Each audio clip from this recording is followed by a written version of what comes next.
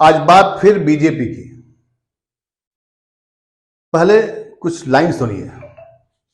आदमी पहले परेशान होता है, फिर बेचैन होता है, या यूं कहें कि बेचैनी जब बढ़ने लगती है तो इन सब का इलाज तो हो सकता है, लेकिन जब यही बेचैनी बहुत ज्यादा बढ़ जाती है तो फिर दिमाग पर और दिल पर फ्रस्ट्रेशन सवार हो जाता है और इसका इलाज बहुत मुश्किल होता है। ये क्यों होता है? क्योंकि राजनीति में जब कोई पार्टी को सत्ता खोने का डर समा जाता है तो उसके नेताओं और कार्यकर्ताओं में बेचैनी होने लगती है। बेचैनी तक तो बात ठीक है। इस तरह की बेचैनी अक्सर चुनाव के समय या चुनाव के पहले कई बार हम लोग देखते आए हैं और इस बेचैनी में नेता लोग एक दूसरे के खिलाफ खूब आरोप लगाते हैं, खूब प्रत्यारोप होता है, कई तरह के अनर्गल बयान सुनने को मिलता है। लेकिन ऐसा बयान या ऐसा पोस्ट बहुत लंबे अरसे के बाद देखने को मिल रहा है। बीजेपी के आईटी सेल का फ्रस्ट्रेशन इतना हावी हो चुका है, या यूं कहे कि अपनी सुध-बुध खो बैठा है, कि उसके आधिकारिक ट्विटर हैंडल पर कल यानी 28 जून को रात में 8:20 पर एक फोटो पोस्ट की जाती है। अगर आप फोटो देखेंगे तो आपको लगेगा कि ये बिल्कुल फ्रस्ट्रेशन वाला माइंडसेट से किया गया लगता है। अब इसके लिए बीजेपी ने किसको दे रखा है ये सब पोस्ट करने के लिए, या आईटी सेल में कौन से ऐसे लोग हैं, कौन से ऐसे नेता लोग हैं जो इस तरह की राजनीतिक प्रतिद्वंदिता में सड़क छाप से भी बदतर पोस्ट डिजाइन करते रहते हैं। ये तो बीजेपी वाले जाने, और बीजेपी के राष्ट्रीय अध्यक्ष जेपी नड्डा साहब, मोदी जी समझे। लेकिन दुनिया के सबसे बड़ी पार्टी होने का दावा करती है बीजेपी, और संस्कारों वाली पार्टी होने का दावा करती है बीजेपी, और उसके ट्विटर हैंडल से इस तरह के पोस्ट अगर डाले जाएंगे तो जाहिर सी बात है इसकी आलोचना होगी। आपको याद होगा कि अभी हाल ही में अमेरिका के संसद में प्रधानमंत्री श्री नरेंद्र मोदी जी ने एक बड़ी बात कही थी। वो बात थी कि भारत के डीएनए में लोकतंत्र है। तो क्या लोकतंत्र में विपक्ष और विपक्षी नेताओं के इस तरह के पोस्टर वार से लोकतंत्र को मजबूत किया जाएगा?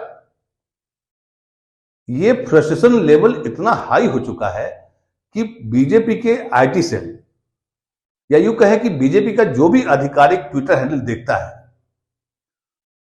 उसको अपने ही ट्वीट को 2-2 बार डिलीट करना पड़ा। एक ट्वीट में तो खुद प्रधानमंत्री नरेंद्र मोदी जी को जुआरियों के सरदार बना दिया था। मतलब वो जुआ खेल रहे हैं। सोशल मीडिया पर इस पर काफी प्रतिक्रिया हुई, लोगों ने खूब आलोचना की। नतीजा इस ट्वीट पोस्ट को डिलीट करना पड़ा। अब आप समझिए कि बीजेपी में चल क्या रहा है। एक और ट्वीट में हड़बड़ी कहिए या जल्दीबाजी कहिए, इसी जल्दबाजी में एक पोस्ट आता है कि भारत सरकार ने 240 करोड़ लोगों को वैक्सीन दे दी, आबादी है 140 करोड़।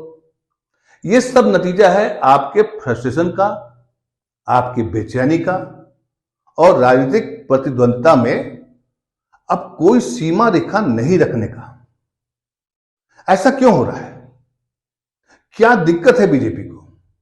बीजेपी ने 2019 में 303 सीट जीती थी, तो आखिर ऐसी क्या मजबूरी आ गई है कि सोशल मीडिया पर भारत के पूर्व प्रधानमंत्री राजीव गांधी और उनकी पत्नी सोनिया गांधी और उनके सुपुत्र राहुल गांधी, ठीक है आपको कांग्रेस से मान लिया आपको दुश्मनी है, दुश्मनी तो नहीं होना चाहिए, मतलब राजनीतिक दुश्मनी है, तो आप आरोप लगाइए, लेकिन किसी के मां पर, किसी के पिता पर, अब वो भी ऐसे पिता पर जो देश के प्रधानमंत्री रह चुके हैं, और देश में जो आधुनिक हम लोग जो सोशल मीडिया देखते हैं, टेलीविजन देखते हैं, या जो भी आधुनिक जितनी भी चीजें हुई हैं, उसका बहुत सारा श्रेय राजीव गांधी को दिया जाता है।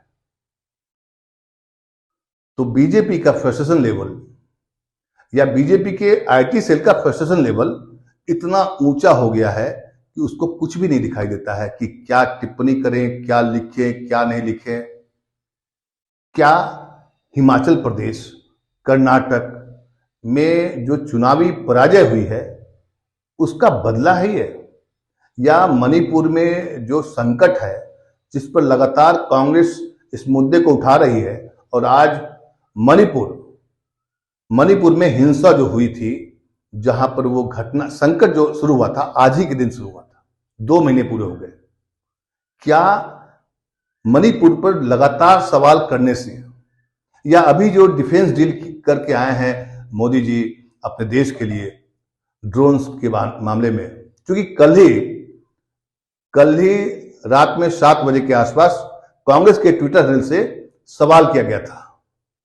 एक तो कल पवन खेड़ा जी का प्रेस कॉन्फ्रेंस था कि डील बहुत ज्यादा कीमत पर की गई है। कांग्रेस ने अपने सोशल मीडिया पर एक पोस्ट भी डाला।